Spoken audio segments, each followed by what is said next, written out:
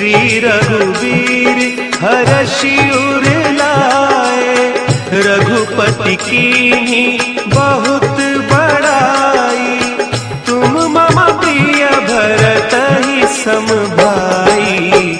नमस्कार, हनुमान चालीसा देवदत्त पटनायक के साथ में आपका स्वागत है। पिछले एपिसोड में हमने राम जी हनुमान जी की प्रशंसा कर रहे हैं, ये हमने देखा। वो था 11वीं चौपाई। अभी हम 12वीं चौपाई में जाएंगे, 12 नंबर चौपाई में। तो आप हमेशा ये जो चालीसा होती है, पहले हनुमान जी का वर्णन हुआ, 10 चौपाई में उनका वर्णन हुआ, धीरे धीरे उनकी प्रशंसा हो रही है, उनके कार्य के बारे में हमको डिस्क्रिप्शन मिल रहा है। और यहाँ पे जो डिस्क्रिप्शन मिल रहा है वो राम जी कर रहे हैं कि वो प्रशंसा कर रहे हैं उनकी। तो चौपाई है, रघुपति कीन्ही बहुत बड़ाई, तुम मम प्रिय भरतहि सम भाई।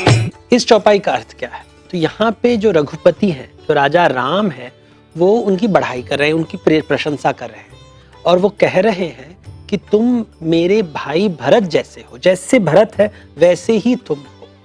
अभी ये तुलना भरत के साथ करना बहुत ही इंपॉर्टेंट है। तो यहाँ पे राम जी हनुमान जी को भरत जैसा मान रहे हैं। रामायण की कथा 3 भाइयों के बारे में है। एक जो 2 भाई होते हैं जो अयोध्या में है, जो किष्किंधा में है, दूसरे भाई किष्किंधा में है और तीसरे भाई लंका में है। और ये तीनों भाइयों के बीच में, ये 3 भाई के जो सेट हैं, इनमें लड़ाई हो रही है अलग अलग प्रकार की। जैसे अयोध्या में अयोध्या का राजा कौन बनेगा, कैकेयी कह रही कि मेरा पुत्र भरत बनेगा, कौशल्य का पुत्र राम नहीं बनेगा। तो इस चौपाई में राम जी हनुमान जी की प्रशंसा कर रहे हैं और उनकी तुलना भरत के साथ कर रहे हैं। ये भरत के साथ तुलना बहुत ही इंपॉर्टेंट है, मतलब अपने भाई के साथ, और ये खास भाई हैं। भरत के साथ अयोध्या नगरी में ही एक वारदात हो जाती है जिसकी वजह से राम वनवास में है। क्योंकि उनकी माँ, भरत की माँ जो कैकेयी है, कहती है कि मेरा बेटा भरत राजा बनेगा, कौशल्य का पुत्र राम राजा नहीं बनेगा और उसे वनवास जाना चाहिए। और भरत कहते हैं अपनी माता से कि मुझे राज्य नहीं चाहिए, ये राज्य मेरे बड़े भाई का है। तो ये जो रिलेशनशिप है, भरत का मतलब क्या है?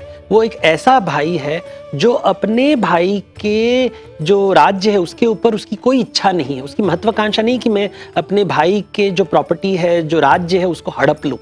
ये ऐसे भाई बहुत कम मिलते हैं और हनुमान जी भरत जैसे हैं। इसका मतलब है कि वो किसी दूसरे का जो कोई भी चीज़ है उसके ऊपर उनकी कोई इच्छा नहीं है, वो छीनना नहीं चाहते हैं। रामायण में 2 भाइयों की कई कहानियां होती है जहां पे छीनने की प्रक्रिया को लेके बातचीत होती है। जैसे अयोध्या में 2 भाई हैं, राम और भरत। किष्किंधा में 2 भाई हैं, वाली और सुग्रीव। लंका में 2 भाई हैं, कुबेर और रावण। और तीनों में जमीन, जायदाद, राज्य को लेके लड़ाई हो रही है। और तीनों भाई अलग अलग प्रकार से उनकी प्रतिक्रियाएं, उनकी जो रिएक्शंस है बहुत अलग होती है। जैसे रावण का प्रतिक्रिया बहुत ही अलग होता है। कुबेर लंका की रचना करता है, उसको स्थापित करता है, और रावण उसको घर से निकाल के अपने आप को लंकापति बना देते हैं, मतलब अपने भाई को घर से निकाल के राजा बन जाते हैं। वाली और सुग्रीव को उनके पिता ने कहा था कि जो किष्किंधा नगर है इसको तुमने बांट के, शेयर करके रहना चाहिए, लेकिन वाली कोई गलतफहमी की वजह से सुग्रीव को घर से निकाल देता है। उन दोनों के बीच में भी लड़ाई हो रही है। लेकिन भरत ही एक ऐसा भाई है जो लड़ाई नहीं करता, घर में हमेशा एक शांति का वातावरण रख रहा है, क्योंकि भरत को अपने भाई के राज्य में कोई हिस्सा नहीं चाहिए, वो उसे हड़पना नहीं चाहता है। मतलब उसमें इतना आत्मज्ञान है, उसे पता है कि राम ही राजा हैं और वो राजा के सेवक हैं। ये जो विजडम है, ये जो ज्ञान है, केवल भरत में है पूरी रामायण में।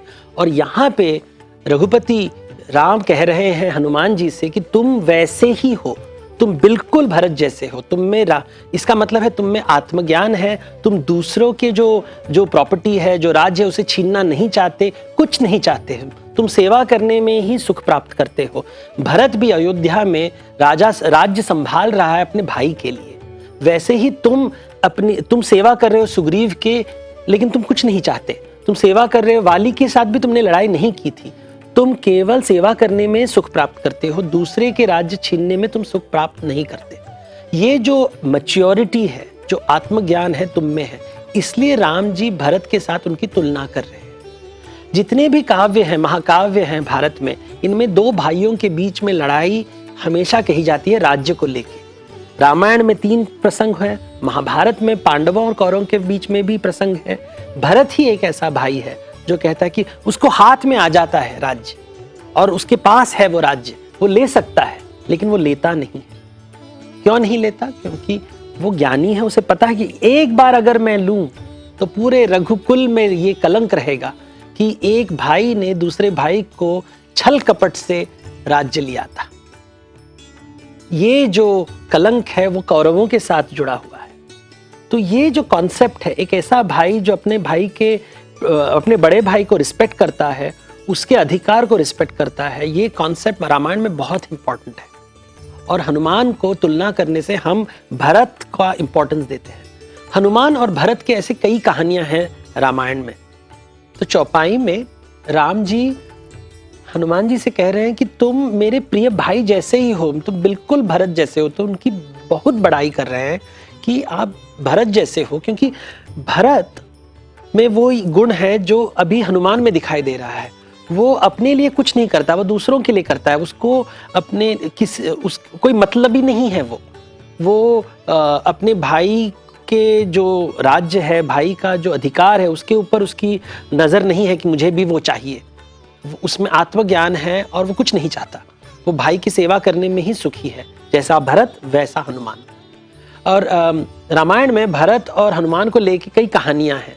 एक कहानी है कि जब हनुमान संजीवनी के पहाड़ को लेके, जब गंधमदन पहाड़ लेके आ रहे थे संजीवनी बूटी के साथ लंका के तरफ, तो वो अयोध्या के ऊपर जा रहे थे। तो भरत ने कहा कि ये वानर क्या कर रहा है, पहाड़ लेके अयोध्या के ऊपर जा रहा है, शायद एक असुर है।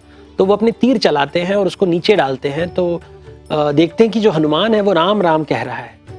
तो भरत जी बोलते हैं कि तुम कौन हो? और तब हनुमान उनको पूरी रामायण, उनकी क्या राम के और सीता के बीच में क्या हो रहा है, लंका में क्या हो रहा है, ये पूरी कहानी बताते हैं। तो भरत को बहुत दुख होता है कि मैंने गलती कर दी, मैंने तुम्हें रोक दिया, अभी तुम जा सकते हो। लेकिन हनुमान जी कहते हैं कि अभी मैं कैसे जाऊं, डिले हो गया है, मुझे सूर्योदय के पहले पहुंचना था, लेकिन आपको पूरी राम कथा बताते बताते बहुत समय गुजर गया है। तो अब मैं क्या करूं, मैं तो नहीं पहुंच पाऊंगा, तो मैं यहीं पर मैं समाधि ले लेता हूं। तो शायद ये उनकी लीला थी, क्योंकि भरत करते हैं कि ठीक है, मैं भी राम का नाम लेता हूं और एक तीर चलाता हूं, तीर के ऊपर तुम बैठ जाओ। तो तुम इस तीर के ऊपर बैठ जाओ, इसके ऊपर तुम्हारे हाथ में पहाड़ होगा, राम के नाम से मैं ये तीर चलाता हूं और तुम 1 सेकंड में पहुंच जाओगे। मतलब राम के नाम भरत भी जपते हैं और राम का नाम हनुमान भी जपते हैं, और यही राम नाम के जप से उनकी जो शक्ति है, उनका जो बल है, ज्ञान है, गुण है, सब यहीं से ही आता है।